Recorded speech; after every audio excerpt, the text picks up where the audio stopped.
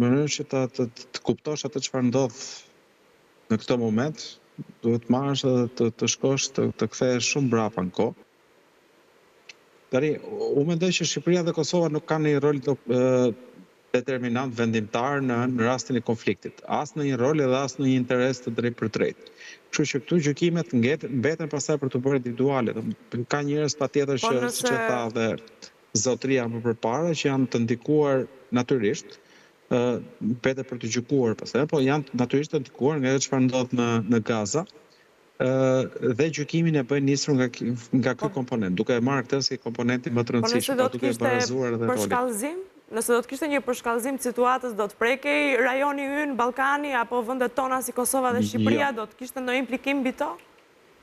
Jo, i vetmi implikim i Shqipërisë dhe Kosovës është eventualisht rritja e kursit të naftës në tregjet ndërkombëtare, por edhe kjo është e përkohshme. Po kemi patur dhe rritje të sulmeve kibernetike, për shembull.